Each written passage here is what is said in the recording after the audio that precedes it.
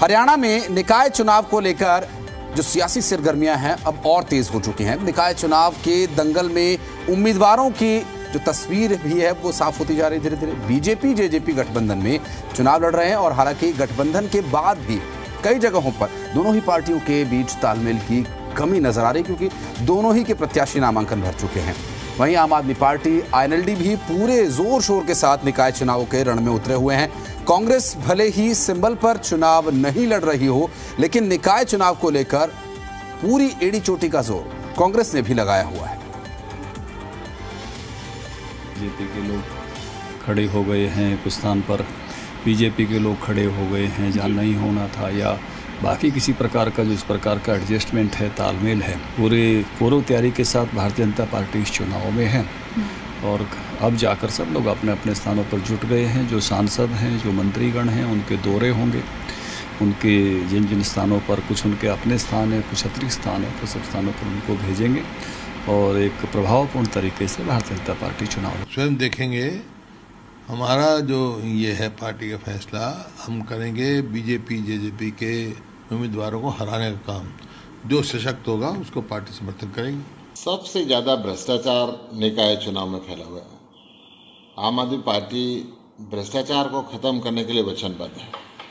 हम 46 के 46 निकाय के चुनाव लड़ रहे हैं और पूरी मुस्तैदी के साथ लड़ रहे हैं।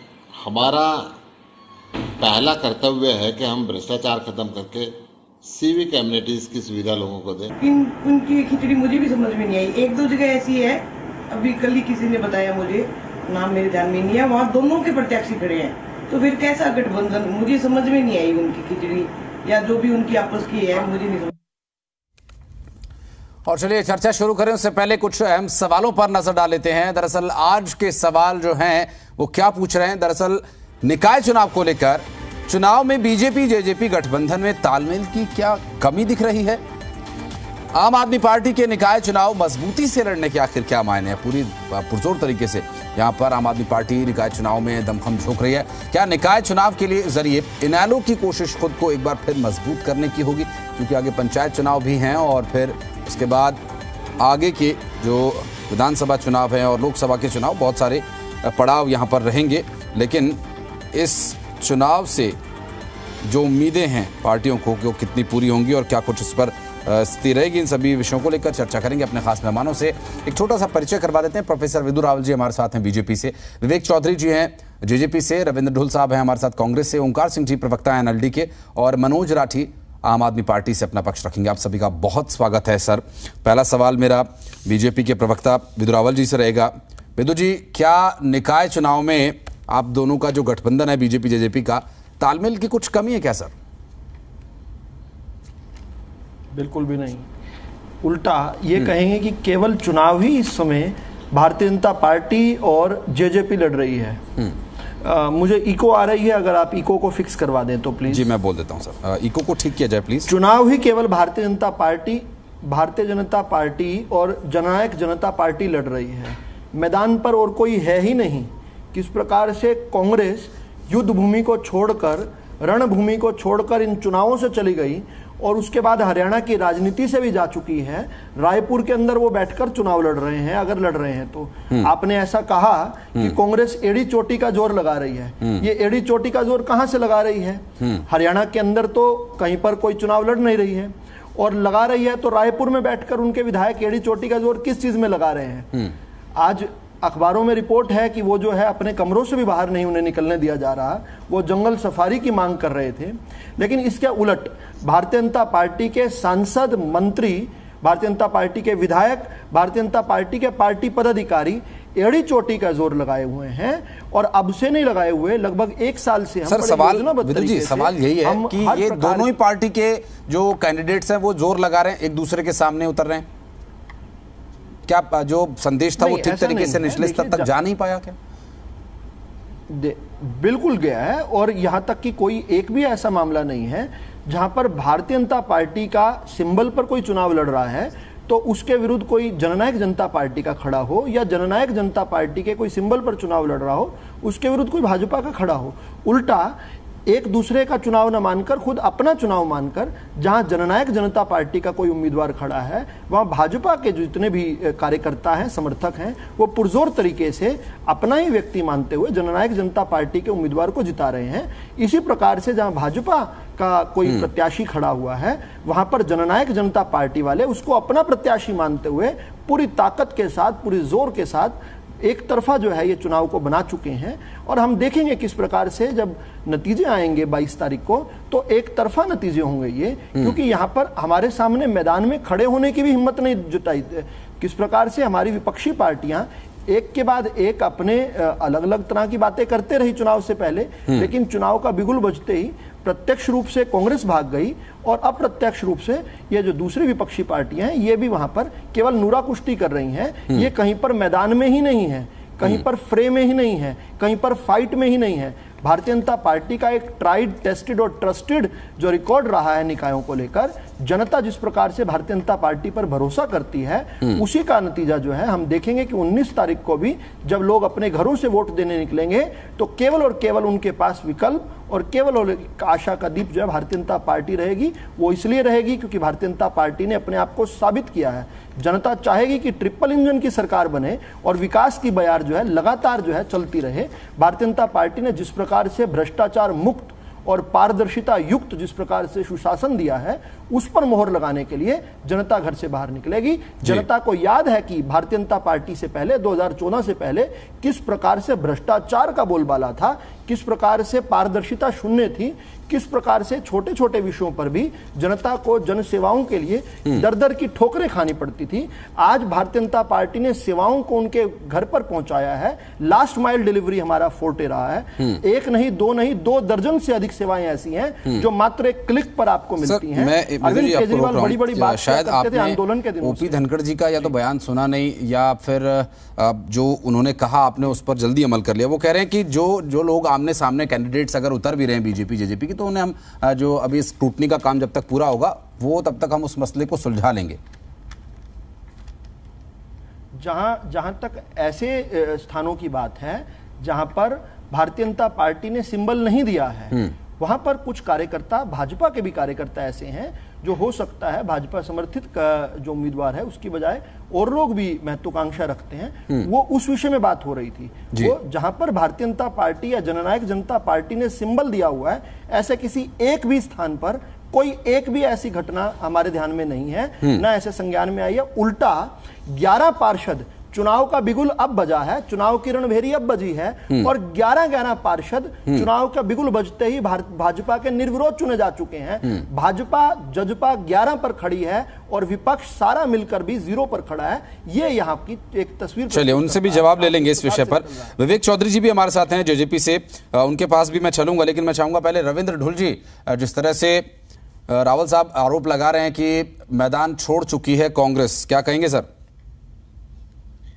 देखिए, इनके इस आरोपों से मैं कोई भी तवज्जो नहीं रखता। पहली बात तो ये, चौधरी भूपेंद्र सिंह हुड्डा जी का बयान आपने सुना और हमने पहले कांग्रेस पार्टी ने एक फैसला किया कि भाईचारे का चुनाव है, हम केवल सिंबल पर नहीं लड़ेंगे, केवल मात्र जो है कैंडिडेट्स को समर्थन देने का काम करेंगे, जो भी कांग्रेस विचारधारा के जो व्यक्ति होंगे, जो मजबूत नेता होंगे। तो मैदान छोड़ने की तो बात यहाँ पर खत्म हो जाती है। पहली बात, जो भी लोकल लीडर्स है वहाँ पर मौजूद है, ठीक है। विधायक 9 तारीख तक वहाँ पर मौजूद नहीं है, 9 तारीख के बाद में विधायक भी वहाँ पर मौके पे मौजूद होंगे।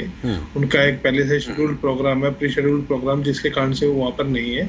उसके बाद में वो सब लोग वहाँ पर शामिल होंगे अपने अपने क्षेत्र के अंदर। अभी चुनाव में वोटिंग में टाइम है और अभी चुनाव जो है पेस पकड़ेगा। कांग्रेस के जो लोकल विधायक हैं, कांग्रेस पार्टी के जो नेतागण हैं, जहाँ जिस जगह पर समर्थन देंगे वहां पर हमें रिजल्ट पूरा मिलेगा, इसमें कतई कोई दो राय नहीं है। हाँ, हमने सिंबल पे ना लड़ने का जरूर फैसला किया है, लेकिन इसका ये मतलब ना निकाले भारतीय जनता पार्टी के मैदान छोड़ दिया। हाँ, नहीं ठीक है सर, वो एक पार्टी का अपना फैसला है, पार्टी सिंबल पर चुनाव लड़े, सिंबल पर ना लड़े, आप समर्थन दे रहे हैं, अच्छी बात है, लोकतंत्र में इस चीज के लिए पूरी जगह है।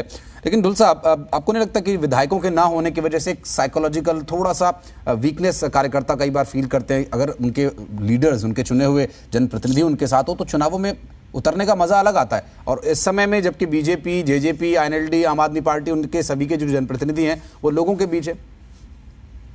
देखिए, जहाँ तक बात जनप्रतिनिधि वाली है, मैं आपको एक चीज बता दूं कि अभी तो स्क्रूटनी का समय है, अभी तो चुनाव पूरी तरह से स्टार्ट हुआ भी नहीं है। मैं तभी तो कहा कि चुनाव पूरी तरह से स्टार्ट होने से पहले, क्योंकि 9 तारीख तक का कैंप है, तो पूरी तरह से स्टार्ट होने से पहले जो है पूरी उस समय पर जो है कांग्रेस के विधायकगण हैं जितने भी, वो सभी के सभी होंगे वहां पर मौके पर। जहां तक बात अन्य नेताओं की है, पूर्व विधायक है, पूर्व सांसद हैं, सभी के सभी जो है वहां पर मौके पर मौजूद हैं। अपनी अलग अलग जगह पर समर्थन भी दिया जा रहा है, तो बाकायदा नॉमिनेशन भरवाने भी जा रहे हैं, और जो भी मजबूत नेता होगा उसको समर्थन कांग्रेस पार्टी के द्वारा, कांग्रेस पार्टी के नेताओं के द्वारा दिया जाएगा, ये मैं आपको आश्वस्त करता हूँ। चलिए ठीक है सर, जनता भी आश्वस्त हो इसकी हम उम्मीद करते हैं। विवेक चौधरी जी जेजेपी से हैं। विवेक जी, क्या जो आपके कैंडिडेट्स, जहां कई जगह ऐसी स्थिति बनी हुई है कि वो सिंबल पर नहीं है, मैदान में उतर रहे हैं, थोड़ी महत्वाकांक्षा चुनाव लड़ने की है, उनको संदेश ठीक तरीके से नहीं जा पाया जेजेपी के शीर्ष लीडर्स की तरफ से? नहीं, ऐसे कुछ नहीं है जी। जहां भी ऐसी कोई वो थी तो लीडर्स ने सभी को मैसेज दे दिया था, और गठबंधन चुनाव लड़ता है, गठबंधन में चुनाव लड़ने का काम किया जा रहा है। आज कहीं ना कहीं चिंता का विषय तो उन लोगों के लिए जिनके विधायक कहीं और बैठे हैं।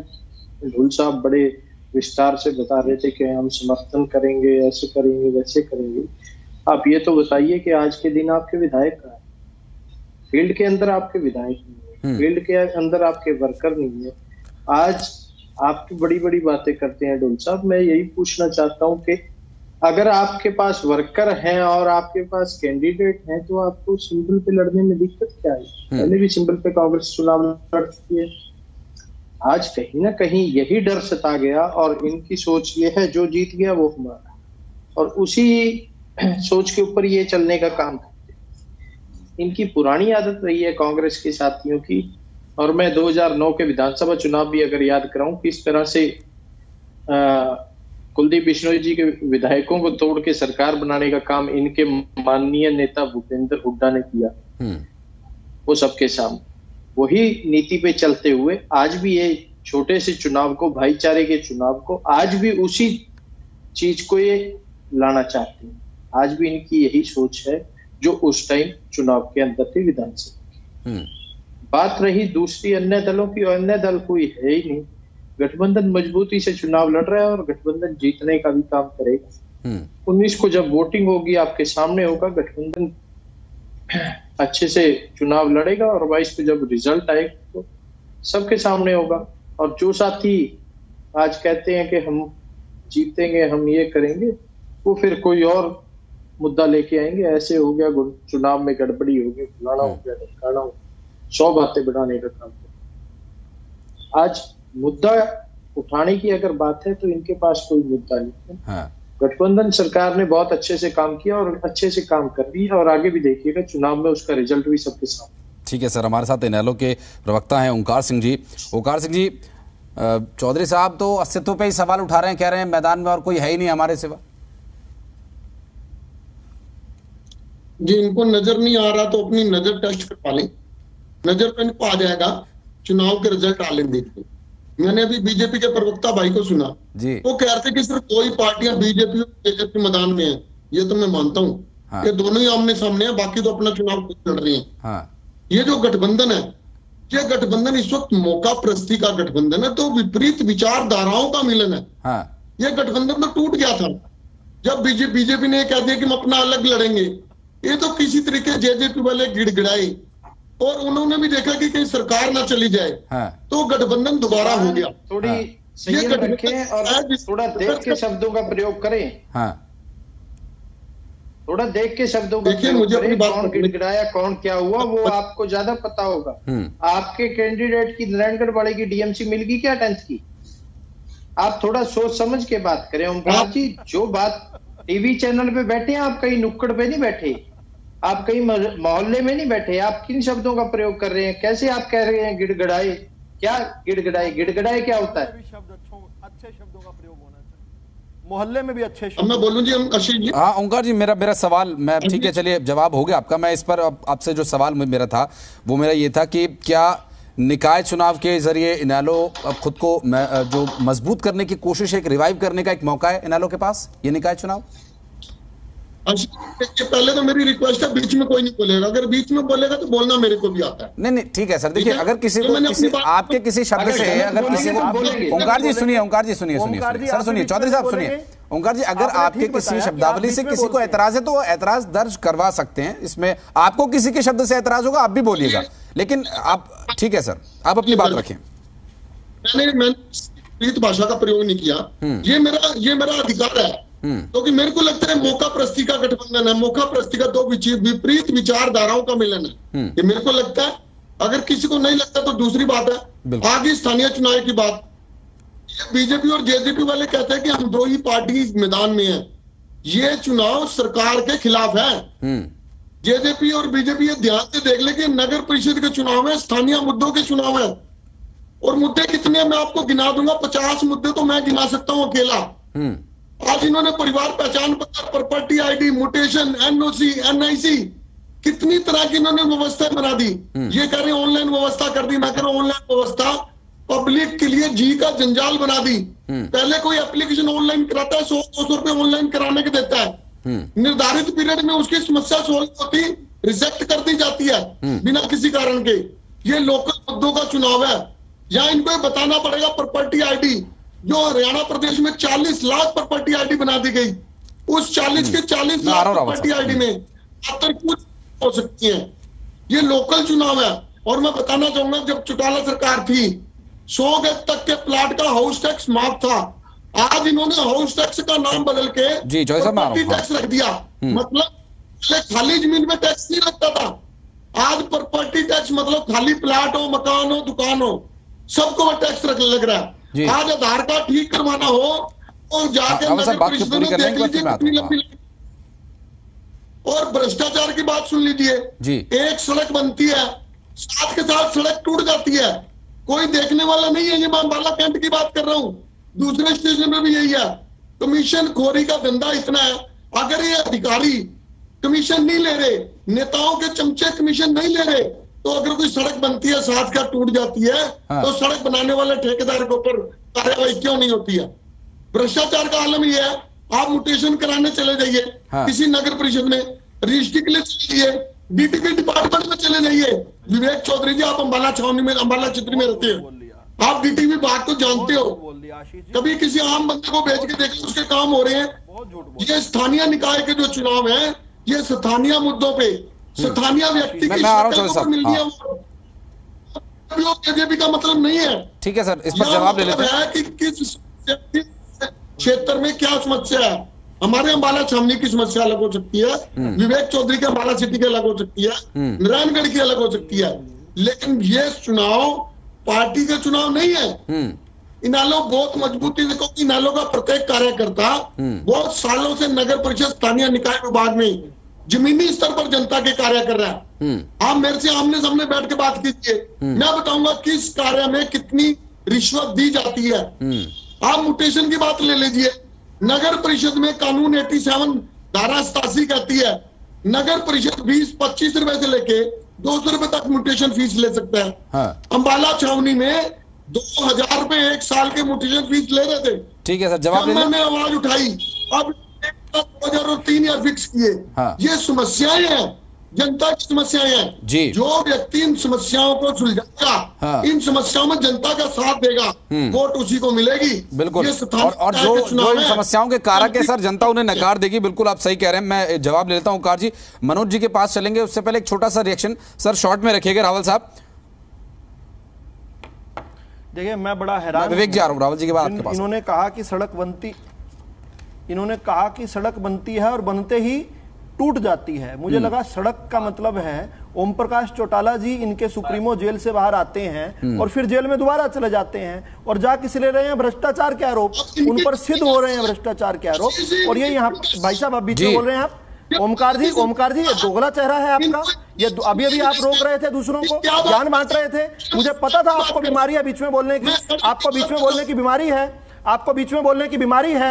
मैं जानता था, मैंने तभी आपको चेताया था कि आप क्या बीच में नहीं बोलेंगे, आप बीच में नहीं बोलेंगे। देखिए आई ना दाढ़ी में तिनका, दाढ़ी के अंदर तिनका निकल कर देखा ना आपने। देखिए मैं अभी बात शुरू ही की अपनी और ये बीच में बोल पड़े। देखिए मुझे लगा लोग जिन पर भ्रष्टाचार के चुप हो जाओ रावल साहब, जो समस्याएं ओमकार जी गिनवा रहे थे, विदु जी जो समस्याएं ओमकार जी गिनवा रहे थे उनके बारे में बात करें। मैं समस्याओं के बारे में बताऊंगा, लेकिन इस पर भी तो ध्यान देना चाहिए समस्या गिनवा कौन रहा है, इन पर इनकी क्रेडिबिलिटी क्या है, ये समस्या ये इनसे क्या एक्सपेक्ट करते हैं हम। ये इसी प्रकार की कृत्रिम समस्याएं तो बता के गिनवाएंगे आपको, जो समस्याएं हैं नहीं। ये प्रॉपर्टी आईडी जो कि सबसे बड़ा सुधार है इस समय पूरे हरियाणा में, दूसरे प्रदेश मॉडल ले रहे हैं हरियाणा का, ये उसको समस्या बता रहे हैं। हमारी जिस प्रकार का सिटीजन चार्टर हमने लागू किया है, अरविंद केजरीवाल आंदोलन के समय कहा करते थे, अरे ये अब सुनिए ओमकार जी, सुनिए ये जानवरों की तरह डिबेट करते हैं, सुनिए ना ये जानवरों की तरह डिबेट करते हैं, इनको तरीका नहीं है, इनको पता नहीं है कि डिबेट कैसे करनी है। चलिए एक बार आशीष जी डिबेट ऑर्डर में लाइए ताकि मेरी बात सुनी जा पाए। आशीष जी डिबेट ऑर्डर में लेकर आइए। मैं जानता हूं ये डिबेट नहीं होने देते कभी भी, इनके साथ समस्या है, ये डिबेट नहीं होने देते। मैंने भी तो सुनी इनका एक एक झूठ मैंने सुना, और अब जब मेरे समय आया इनके झूठ का पर्दाफाश करने का तो रुक नहीं रहे हैं। देखिए किस प्रकार से जन सेवाओं को, और मैं कह रहा हूं 2 दर्जन से अधिक जन सेवाएं, और मैं तो कह रहा हूं तिहाड़ में बैठकर चौटाला साहब भी अगर क्लिक करेंगे तो चौटाला साहब को भी उनके जो है जन्म प्रमाण पत्र मिल जाएगा, उनको जाति प्रमाण पत्र मिल जाएगा। तिहाड़ में भी इतनी अच्छी सुविधा हमने कर दी। आप अरे फिर ये बीच में बोल रहे हैं, फिर ये बीच में बोल रहे हैं, ये फिर बीच में बोल रहे हैं। ओंकार जी सुन लीजिए ना, एक बार में सुन लीजिए सर, फिर आऊंगा मैं, समय दूंगा आपको, आप बोलिएगा ना, सुनिए तो सही। ये आपकी डिबेट खराब करने को उतारू है, आपकी डिबेट खराब करने। आपने कहा था छोटा सा कमेंट देने को, मैं तो छोटा सा दे रहा हूं। मैं तो इतनी बात कह रहा हूं कि भाई आप इनसे क्या एक्सपेक्टेशन करते हैं। हम यही एक्सपेक्ट करते हैं कि एक विपक्षी पार्टी का व्यक्ति जो है वो भाजपा की उपलब्धियों को थोड़ी गिनवाएगा, वो तो जबरदस्ती ढूंढ कर जो समस्याएं जहां पर नहीं है उनको भी समस्याएं बताएगा, जैसे ओमकार जी ने कहा। लेकिन महत्वपूर्ण क्या है, जनता किस पर विश्वास करती है। और एक बार नहीं बारंबार, जब से 2014 में भारतीय जनता पार्टी की सरकार बनी है तब से लेकर हरियाणा के अंदर एक भी चुनाव ऐसा नहीं हुआ जिसमें भाजपा का वोट प्रतिशत ना बढ़ा हो। मैं चैलेंज करता हूं यहां पर, एक छोटे से लेकर बड़ा चुनाव कोई ढूंढ कर ले आए, हर चुनाव में हमारा वोट प्रतिशत बढ़ रहा है, जनता में स्वीकार्यता बढ़ रही है, आशीर्वाद जनता दे रही है। इन लोगों का बिलबिलाना, इन लोगों का बौखलाना तो स्वाभाविक है। जिस प्रकार से अब मैं कांग्रेस के अपने साथी प्रवक्ता, उन्होंने भी 1-2 बातें कही थी, उस पर भी आ जाए। देखिए कांग्रेस का प्रदेश के अंदर तो कोई संगठन है नहीं, शैलजा जी के समय भी नहीं रहा, अशोक तंवर जी के समय भी नहीं रहा, अब तक भी नहीं बना। जिले में भी कोई संगठन नहीं है, उनका जमीन पर भी कोई संगठन नहीं है। रहे सहे कुछ इनके एमएलए थे, उनको उठाकर ये जो है रणछोड़ दास बनकर हरियाणा छोड़कर रायपुर चले गए। अब कांग्रेस की तरफ से कौन लड़ रहा है, कौन पूछ रहा है। और जिस प्रकार से इनेलो वाले हमारे साथी प्रवक्ता को यह कहना पड़ा कि आपको अगर इनेलो नहीं दिखती तो मैं दिखा देता हूं, यानी ये पकड़ के लोगों को दिखाना पड़ रहा है। जनता को इनेलो नहीं दिख रही है, आम आदमी पार्टी नहीं दिख रही है, कांग्रेस मैदान छोड़ चुकी है। केवल 2 पार्टियां जो कि गठबंधन में चुनाव लड़ रही हैं और एक दूसरे के साथ कदम से कदम और कंधे से कंधा। मैं राहुल साहब फिर आऊंगा, इस बात को आप आगे पूरा कीजिएगा। विवेक चौधरी जी मैं आपके पास आ रहा हूं। मनोज राठी जी हमारे साथ, एक रिएक्शन उनसे पहले इस विषय पर ले लेते हैं, क्योंकि आम आदमी पार्टी जो एक साउंड बोर्डिंग के तौर पर निकाय चुनावों को देख रही है। मनोज जी, ये चुनाव जो कि बीजेपी जेजेपी गठबंधन लड़ रही है, आईएनएलडी लड़ रही है, कांग्रेस लड़ रही है, आम आदमी पार्टी अपनी जगह कहां देख रही है? एक साउंड बोर्ड के तौर पर ये निकाय चुनाव में जो मुद्दे हैं वो राजनीतिक होते जा रहे हैं, आप लोग कैसे करेंगे इसमें? क्या आप मुद्दे लेकर आ रहे हैं?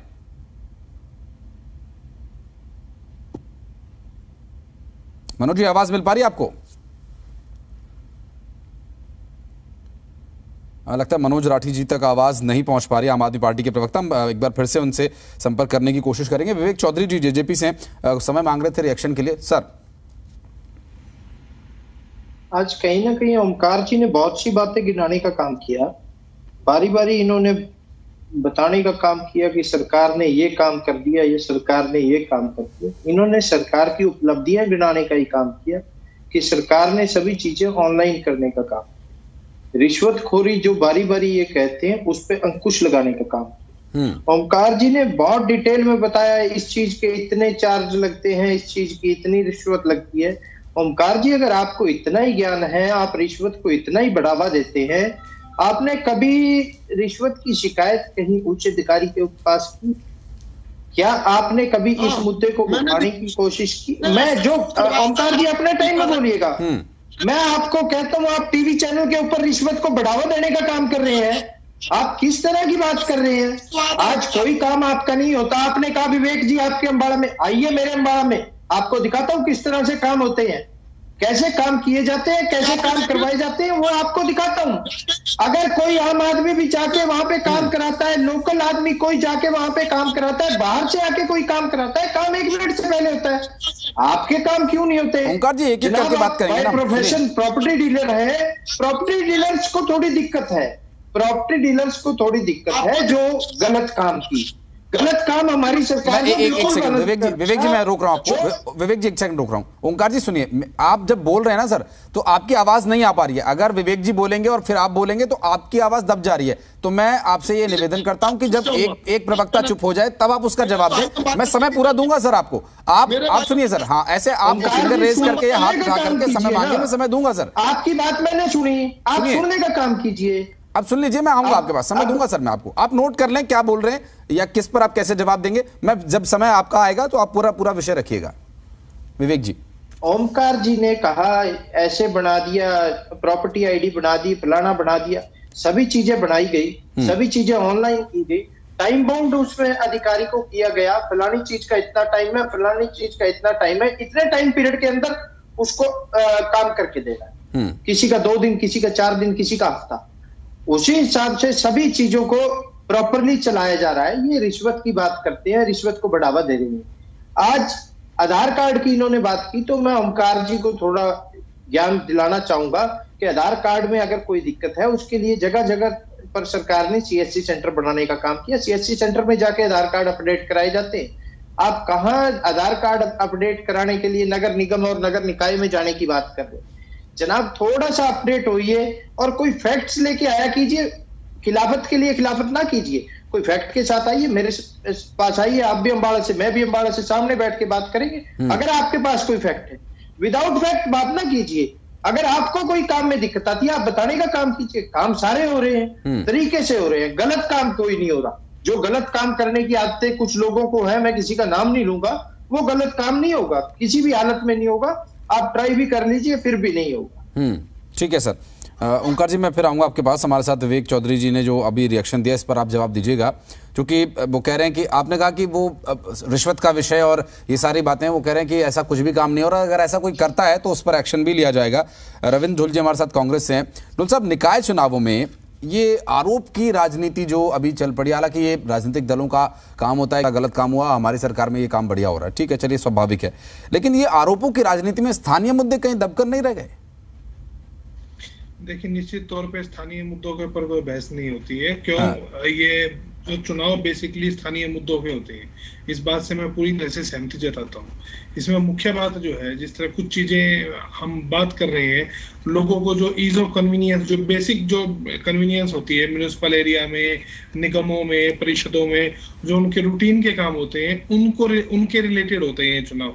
इसके अलावा बहुत ज्यादा इसकी कोई मतलब इनका होता नहीं है, क्योंकि जनता के प्रतिनिधि हैं इस जगह पर, बिल्कुल ग्राउंड लेवल पर, रूट लेवल पर।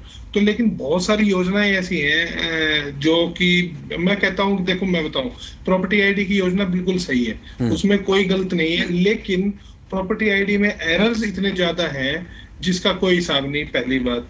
दूसरी बात, जिन प्राइवेट कंपनियों को सर्वे करने का वो दिया गया, टेंडर्स दिए गए प्रॉपर्टी आईडी में, उन्होंने खासकर की एनसीआर के क्षेत्र में बहुतेरी गलतियां की हुई हैं, जिनको ठीक करवाने का आपके पास कोई साधन नहीं है।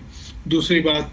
तीसरी बात जो है, प्रॉपर्टी आईडी को अपडेट करने के समय पर जो रियलिस्टिक ग्राउंड लेवल सर्वे हुआ था, वो कहीं भी, मैं आपको ऑन रिकॉर्ड बता रहा हूँ, डॉक्यूमेंट्स या डॉक्यूमेंट्री एविडेंस देख करके नहीं हुआ।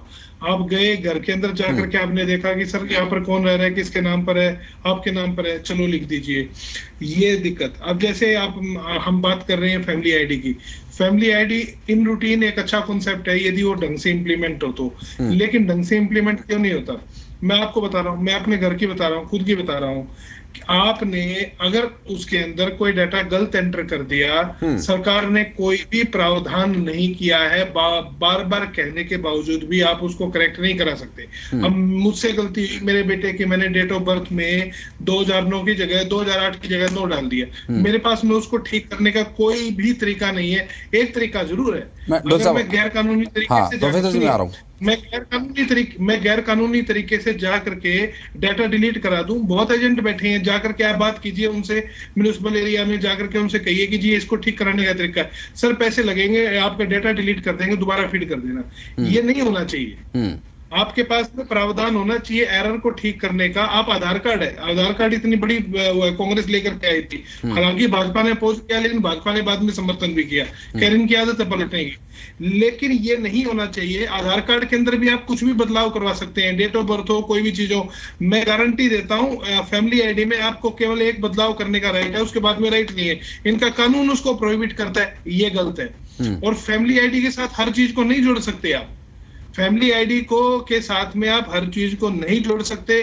जिस तरीके से उन्होंने 550 सर्विसेज को बाध्य कर दिया फैमिली आईडी के साथ, वो गैर कानूनी है। मैं समझिए, मैं आपको एक रेफरेंस दूंगा सिर्फ। यदि एक महिला विक्टिम है, रेप विक्टिम है, कि कोई भी महिला, ठीक है, या एसिड अटैक विक्टिम है, तो कानूनन तौर पर उनको मिलता है, क्या मिलता है, उनके पास में राइट होता है कंपनसेशन का, गवर्नमेंट देती है, गवर्नमेंट की योजनाएं। लेकिन यदि उसके पास में फैमिली आईडी नहीं है तो हरियाणा के अंदर वो महिलाएं ये भी कंपनसेशन भी नहीं ले सकती। अब मुझे ये बताइए कि आपने रेप विक्टिम और अब मैं एसिड अटैक विक्टिम को भी क्यों जोड़ दिया बीच में? अब सर्विसेज करिए, जो बेसिक सर्विसेज है, जो कि कहीं भी कोई सर्विसेज जहां पर कि गवर्नमेंट से कोई भी सहायता मिलती है, ताकि उसमें कोई गलती ना हो, कुछ गड़बड़ ना हो, मैं कहता हूं कि आप करिए, लेकिन हर एक चीज को उसके साथ मत जोड़िए। यहाँ पर स्टैट्यूटरी यदि कोर्ट के ऑर्डर पे भी आपको कोई कंपनसेशन मिल रही है तो भी बिना फैमिली आईडी के आप नहीं ले सकते। ये क्या है? क्या ये मतलब ये मतलब अननेसेसरी फोर्स करने वाली चीज है। तो दूसरी चीज, इतना गंभीर डाटा जो आपके पास में, सरकार के पास में, मैं पूछना चाहूंगा क्या सरकार के पास में कोई संसाधन है उसको सीक्रेट रखने के? यदि ये डाटा लीक होता है तो आप ये बताइए उसकी गारंटी क्या है? जैसे आधार कार्ड के ऊपर सुप्रीम कोर्ट में प्राइवेसी के ऊपर मामला चला, जाकर के सुप्रीम कोर्ट ने पैरामीटर सेट किए, सरकार ने पहले तो कह दिया ऐसे करेंगे, बाद में सरकार पीछे हटी। हटना भी चाहिए, कोर्ट है, कानून का राज है, सरकार का राज तो नहीं है, तो कोर्ट तय करेगी। बट ये जो बेसिक समस्याएं हैं ये आम जनता को तंग करती है। फैमिली आईडी की वजह से पेंशन कट गई, क्यों? नाम के अंदर मिस्टेक थी, स्पेलिंग मिस्टेक थी। ये चीज मत कीजिए। आप उसको ईज बनाइए, लोगों के लिए सुविधाजनक बनाइए, ना कि असुविधा। लोग ये आईडी मुझे सर डोल साहब, मुझे ये लगता है कि ये सरकार ने तो ये ईज के मकसद से ही शुरू किया गया होगा। विदु रावल जी इस पर जवाब देना चाहते हैं। विदु जी, मैं आपके पास आऊंगा, आप बिल्कुल नोट्स लेकर तैयार है, मैं देख रहा हूं, लेकिन मनोज राठी जी हमारे साथ आम आदमी पार्टी से अभी जुड़े हैं। सर, आवाज आ रही है आपके पास? सर आ रही है, बोलो। हाँ सर, सवाल यही है कि आम आदमी पार्टी इस बार जो कि साउंड बोर्ड के तौर पर देख रही है निकाय चुनावों को, और राजनीतिक मुद्दों के अलावा स्थानीय मुद्दों को लेकर आने का जो दावा करी, क्या मुद्दे रहेंगे सर आप लोगों के? ऐसे जी, हरियाणा में तो मुद्दे ही मुद्दे हैं। हाँ, हम भ्रष्टाचार के खिलाफ चुनाव लड़ने लग रहे हैं, हम शिक्षा और स्वास्थ्य पर चुनाव लड़ने लग रहे हैं। आज हरियाणा में चारों तरफ तराही लगता है किसी वजह से संपर्क टूट गया मनोज राठी जी से। विदु जी, आप अपनी बात पूरी कीजिए, ढुल साहब के सवाल जो हैं उनके जवाब दीजिए, क्योंकि ईज की बात सोच करके सरकार ने एक प्रयास किया। कोई भी योजना सरकार अगर लेकर आती है तो जनता की भलाई के लिए लेकर आती है, लेकिन इसमें तो समस्याएं ही समस्याएं नजर आ रही हैं।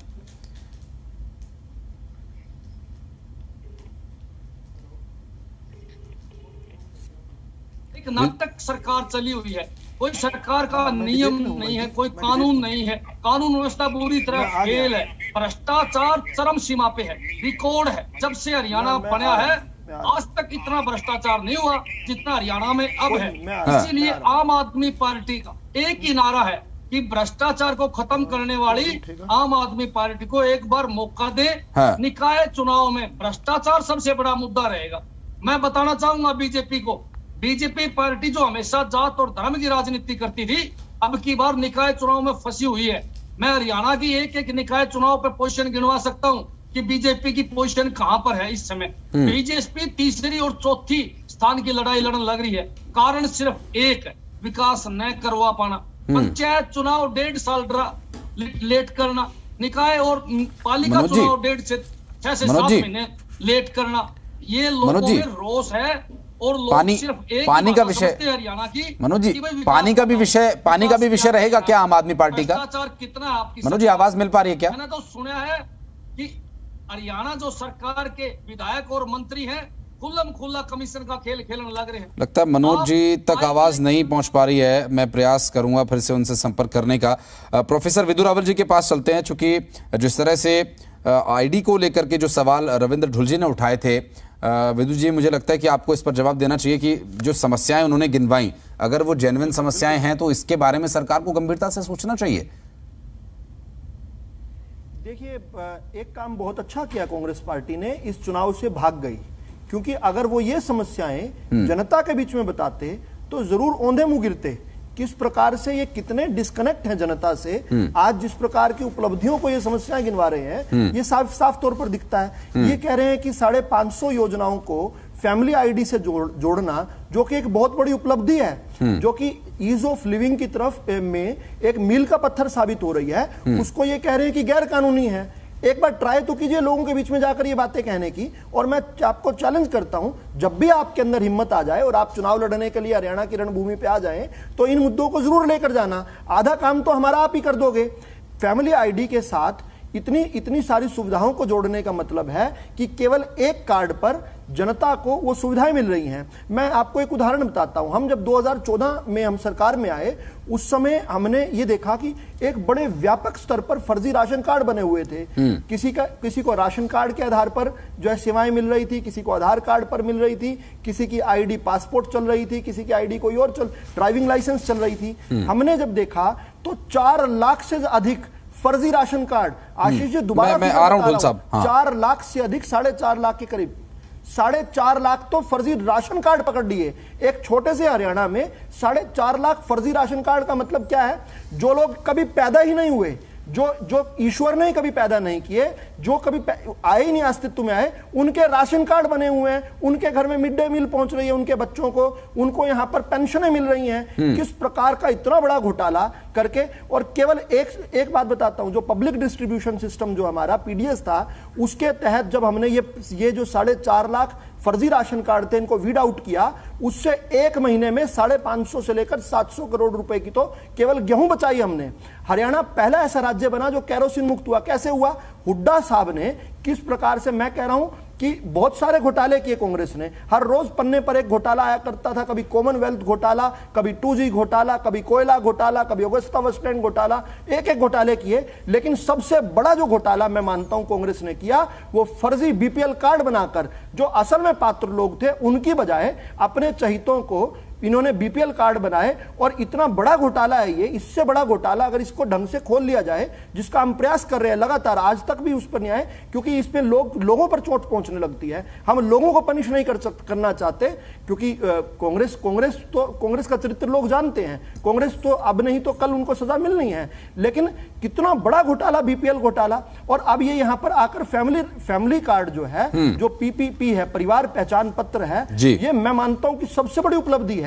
आपने अच्छा किया कि इसका जिक्र किया। शायद मुझे पूरा समय ना मिलता परिवार पहचान पत्र का फायदे बताने में, लेकिन यह जरूर बताना चाहूंगा कि हम इसी बूते पीपीपी जो है, परिवार पहचान पत्र के बूते, हम ईज ऑफ लिविंग में पूरे देश के अंदर हमारा दूसरा रैंक आया है, सेकंड ओनली टू गुजरात।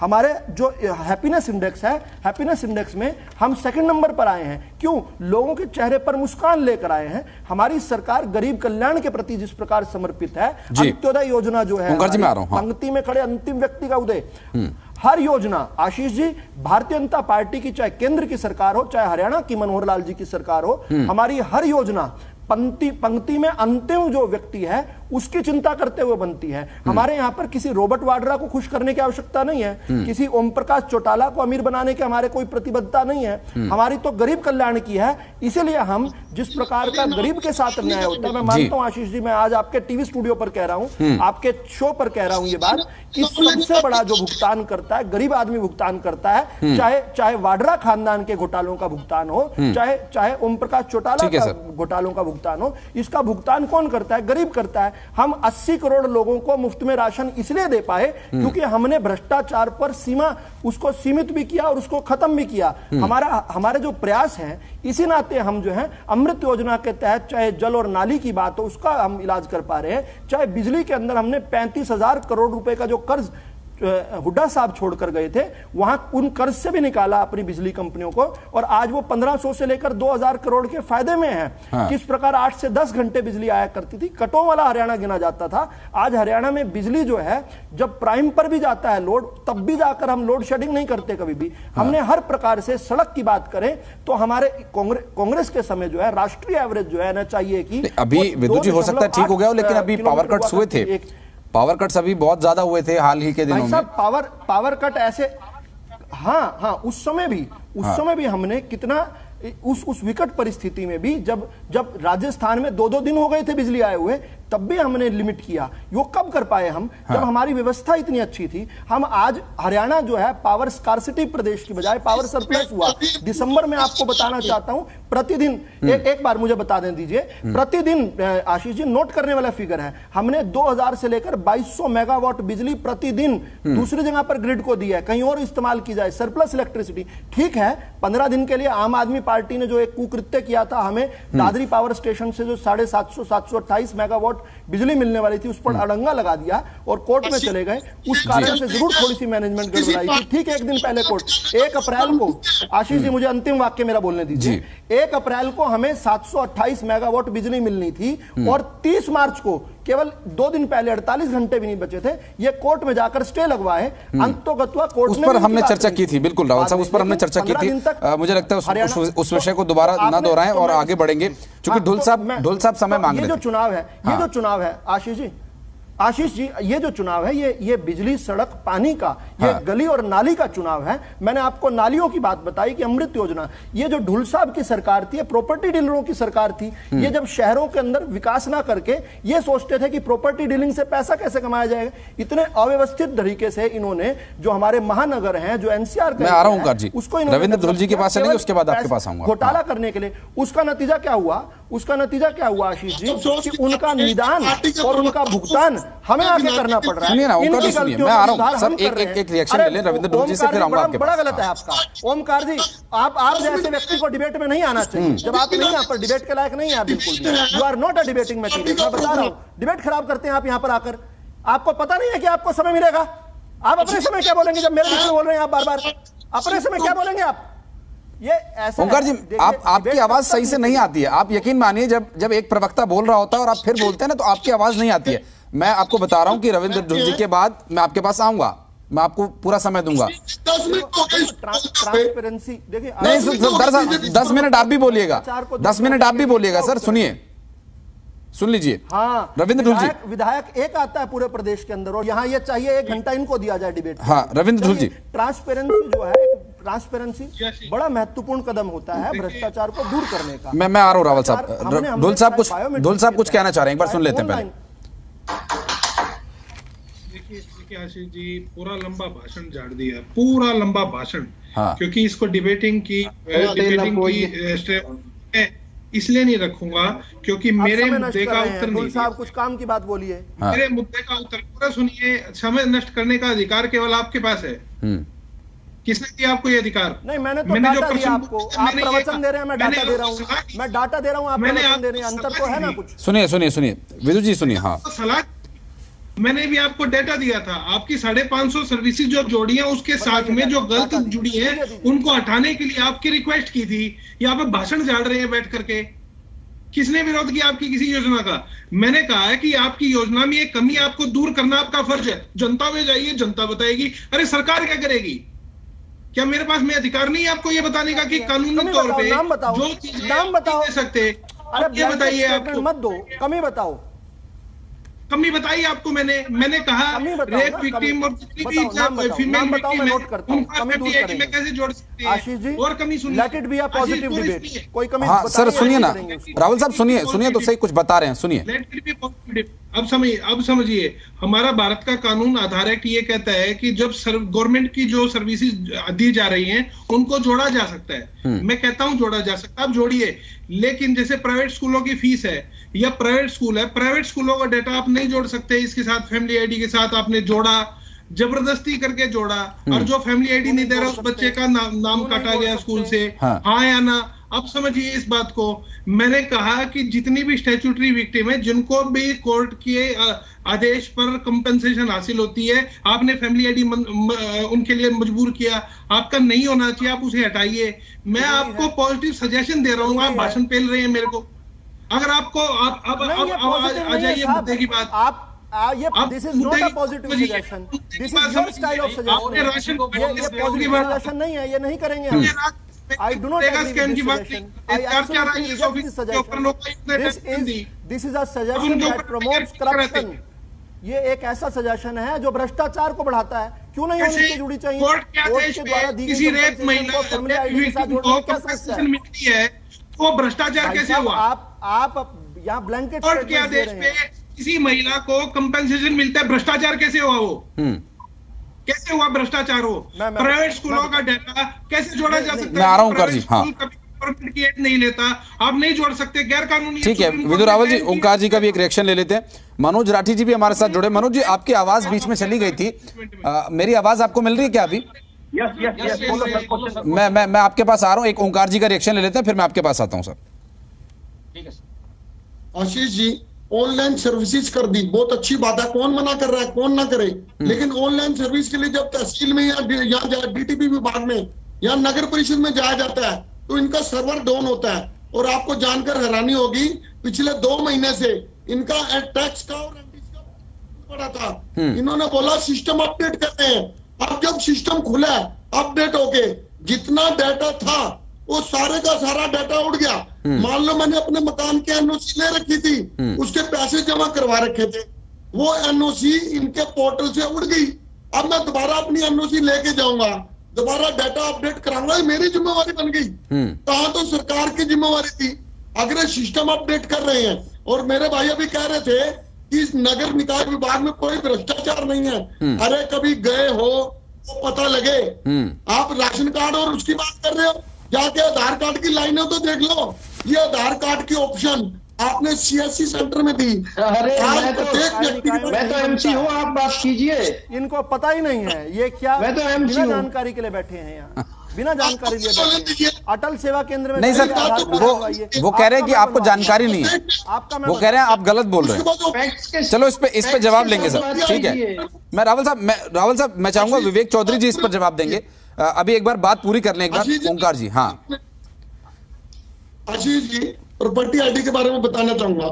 जिन व्यक्तियों ने बिना सोचे समझे अपनी आय भर दी उसमें, मान लो उन्होंने 2 लाख 2.5 लाख, क्योंकि किसी को नहीं मालूम था क्या चीज है, उसमें इन्होंने क्या किया, बुढ़ापा पेंशन, सम्मान पेंशन जो चौधरी देवीलाल ने बिना किसी आय के क्राइटेरिया के जनाब करेक्ट कीजिए, 100 रुपए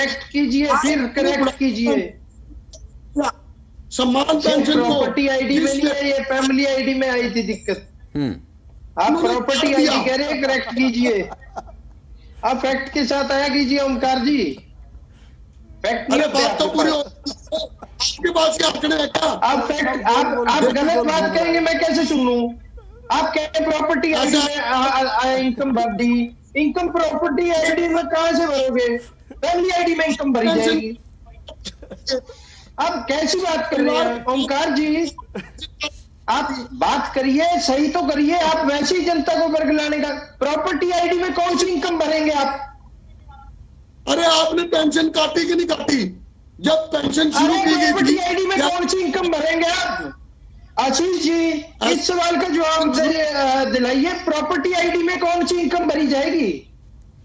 पहचान पत्र इनकम फैमिली आईडी में भरी जाएगी, ना कि प्रॉपर्टी आईडी में। बोलने से पहले सोचिए बोल क्या रहे हैं। बीजेपी आपने कहा जनता के बीच में जाके देखिए, मैं सारा दिन निगम में ही होता हूँ, आप आइए, मैं तो एमसी हूँ, आप अपनी बात कीजिए। एमसी साहब को मैं अरे आप जवाब देना चाहता हूँ। मैं मनोज भाई आ रहा हूँ आपके पास। मनोज भाई आपकी आवाज चली गई थी बीच में, ये मुद्दा खत्म हो, मैं आपके पास आ रहा हूँ। आपके लिए सवाल है मेरे पास। भाई आप भी एक सवाल का जवाब जरूर दे देना। आशीष जी, मनोज जी से मैं एक सवाल का जवाब पूछना चाहता हूँ, अगर इनके पास जवाब हो तो दे दे। इन्होंने बहुत भाषण दिया, हमारी पार्टी भ्रष्टाचार के ऊपर बात करेगी। आज दिल्ली में ईडी ने किसी के ऊपर रेड मारी, आपने भी शायद खबर दिखाई हो, कौन था, जो भी बताने का काम कीजिएगा। सुनिए मनोज जी, सुन लीजिए, आपसे ही सवाल कर रहे हैं, फिर आपके पास आऊंगा, सुन लीजिए। मनोज जी सिर्फ एक जवाब चाहिए। पंजाब में आपकी सरकार है, क्या हरियाणा को पानी दिलाने का काम करेंगे? क्या हरियाणा के हकों का पानी हरियाणा को दिलाने का काम करेंगे? इतने सारे दिल्ली जल बोर्ड कहता है हरियाणा पानी ये पुराने जमाने में विदु रावल जी, विदु जी सुनिए, विदु जी एक एक करके सर, सुनिए विदु जी एक एक करके। कोई सवाल नहीं करूंगा मनोज जी, आप इस सवाल का जवाब दीजिए। क्या पंजाब एक एक करके ओंकार जी सुनिए। हाँ हरियाणा का पानी हमें मनोज राठी साहब एक बार में पहले प्रश्न सुन ले, उसके बाद जवाब दें। विवेक जी पूछिए, क्या पूछ रहे थे आप? मैं एक ही सवाल पूछ रहा हूं, मैं ज्यादा नहीं इनकी तरह बोलूंगा। क्या हरियाणा को हरियाणा के हकों का पानी मिलेगा? SYL का पानी जो पंजाब ने देना है। दिल्ली जल बोर्ड कहता है हरियाणा पानी नहीं दे रहा, हरियाणा तो पानी दे रहा है, हरियाणा तो पानी पूरा दे रहा है। हरियाणा को हरियाणा का पानी कब मिलेगा? जब पंजाब में इनकी सरकार। ठीक है सर, मैं एक्चुअली ये भी प्रश्न था मेरा आम आदमी पार्टी के लिए। विवेक जी ने जो बात पूछी है, मनोज राठी जी जो विवेक जी पूछ रहे हैं, दरअसल मेरा भी एक प्रश्न था कि SYL के मुद्दे पर, चूंकि SYL के मुद्दे पर हर कोई आपको घेर रहा है, निकाय चुनाव हो या आगे पंचायत के चुनाव होंगे या फिर आगे विधानसभा के या लोकसभा के चुनाव होंगे, ये एक ऐसा मुद्दा है सर, आम आदमी पार्टी को हर जगह घेरा जाएगा। एक स्टैंड क्लियर कर दीजिए ताकि स्पष्ट हो जाए जनता को भी और विपक्षी विरोधी दलों को भी। मनोज जी जवाब दें। इसको कहो मेरी बात को सुने, मैं आप बताता हूं उनको, मेरी बात को सुने। हरियाणा पंजाब में सरकार आए हुए कितने महीने हैं? 3 महीने। और ये इन लोगों ने बीजेपी ने SYL की बात शुरू कर दी। अरे आप लोगों ने पंजाब में भी थी, चंडीगढ़ की बात किसने शुरू करी? आप बताइए, चंडीगढ़ किसने मांगा? आप चंडीगढ़ मांगेंगे, हमारे हक आप छीनने का काम करेंगे, चंडीगढ़ की मांग करेंगे, आप हमारा हक नहीं दिलाएंगे। SYL का पानी देना तो छोड़ो, चंडीगढ़ मांगने लग गए हमसे। आप चंडीगढ़ किसने मांगा? चंडीगढ़ बताइए, चंडीगढ़ किसने मांगा? गई थी जब आपकी आप लोगों ने सुनिए विदु जी सुनिए, अप्रैल फूल बना रही थी। वो एक ही सवाल है सर, विदु जी एक ही सवाल है, एक ही सवाल है, वही सवाल है। पहले मैं जवाब दूंगा सबूत के साथ, हमारे पास सबूत है, आप पहले सुनने की शक्ति रखो। अरे मैंने तो सही सबूत चिल्लाते हुए तो शीला दीक्षित का ब्रीफकेस लेकर आया आशीष जी इनको बोलो नहीं, चुप रहे। हाँ विदु जी सुनिए, मनोज जी बोल रहे हैं कुछ। मैं इनको एक बात बताता हूँ, आज अखबार की हेडलाइन है, दुष्यंत चौटाला ने मानहानि का केस अनिल विज से वापस ले लिया जी। क्यों ले लिया? अरे सर सवाल क्या है, आप कहाँ जा रहे हैं सर? मनोज राठी जी सवाल क्या है, आप क्या बता रहे हैं? सवाल ये है कि SYL का मुद्दा, चंडीगढ़ का मुद्दा, ये सारे मुद्दे ऐसे हैं सर, हरियाणा के हक की बात है, तो आम आदमी पार्टी का स्टैंड इस पर क्या है? अब ये सवाल एक लाइन में मैं आपको बता रहा हूं और आप भी कोशिश कीजिएगा कि कम शब्दों में इसका जवाब दे पाए, क्योंकि डिबेट अंतिम चरण में अपने। SYL का पानी हरियाणा को मिलना चाहिए। और बात सुनो, 3 महीने हुए हैं जिस दिन आम आदमी की पार्टी सेंटर गवर्नमेंट कहलवा दो, एक बार तो केजरीवाल से कहलवा दो। ये अरे कमाल है, हरियाणा का बेटा कहने वाले केजरीवाल ने कि हरियाणा को हरियाणा के हक का पानी मिलना चाहिए, एक बार तो कहलवा दो। हम पानी के मुद्दों पे पानी दबा दो, वोट मांगने की जरूरत नहीं पड़ेगी। पानी के मुद्दे पर बात नहीं करते, आंखों की शर्म मर गई है क्या? रावल साहब सुने। हाँ हरियाणा का 45% हिस्सा त्राहिमाम कर रहा है। बिल्कुल विदु जी सुनिए ना, पानी पर राजनीति नहीं करते, पानी पर बात नहीं करते। आप जब भी कोई आप पे आरोप लगते हैं, आप SYL को आगे ले आते हो। अरे 3 महीने की सरकार क्यों लेंगे? SYL मुद्दा नहीं है क्या? सुनिए विवेक जी विदु जी एक बार सुन लीजिए, राठी साहब की बात पूरी हो जाए फिर उठाइएगा। सुनिए ना, सेंटर में आपकी सरकार थी, ये पानी नहीं है, आंख का पानी कम हो गया, इनकी आंख में शर्म कम हो गई है। मैं आपसे पूछना चाहूँ, हरियाणा में आपकी सरकार थी, हरियाणा का त्राहिमाम कर रहा है, पंजाब में आपकी सरकार थी, हरियाणा अपने हक और हकूक की लड़ाई लड़ रहा है, हरियाणा में बात कर रहे हैं। ये भ्रष्टाचार का मुद्दा है तो आपको एसवाइल दिखने लगी, बड़े नाटक करते हो आप। नहीं सर, भ्रष्टाचार का मुद्दा उस पर भी बात होगी, लेकिन एसवाइल भी एक मुद्दा है। चलिए समय की कमी है, मैं रोकना चाहूंगा मनोज जी। आप लोगों को ट्रेंड किया जाता है कि किस प्रकार मुद्दों जब चंडीगढ़ मांगने की बात करते हैं, हरियाणा का बच्चा इस्माइल की बात करेगा। नहीं मानते सर, ट्रेनिंग तो होनी चाहिए, किसी भी काम के लिए ट्रेनिंग बहुत जरूरी है। ठीक है, आप एसवाइल पर या चंडीगढ़ के विषय पर अगर स्पष्ट नहीं बोलना चाहते हैं कोई बात नहीं, समय की कमी है। मनोज राठी जी माफी चाहूंगा, आपकी ऑडियो बीच में चली गई थी, इस वजह से आपको पूरा समय नहीं मिल पाया। हम आगे और एक विषय पर जब चर्चा करेंगे फिर आपको बुलाएंगे। बहुत बहुत शुक्रिया आप सभी मेहमानों का हमारे साथ जुड़ने के लिए। ओंकार जी बहुत बहुत शुक्रिया, आप सभी गेस्ट हमारे साथ जुड़े, रविंद्र जी हमारे साथ, विवेक जी जुड़े, विदुर रावल साहब आपका भी बहुत बहुत शुक्रिया मनोज राठी जी के साथ। और चूंकि ये जो विषय था निकाय चुनाव का, कुछ अभी चुनावों तक और चीजें मंथन में निकलकर सामने आएंगी कि स्थानीय मुद्दों को लेकर, आम लोगों के मुद्दों को लेकर हमारे जनप्रतिनिधि, हमारी पार्टी के प्रवक्तागण क्या सोचते हैं, पार्टी का स्टैंड इस पर क्या रहता है। उम्मीद है कि इसमें कुछ निष्कर्ष निकलेगा।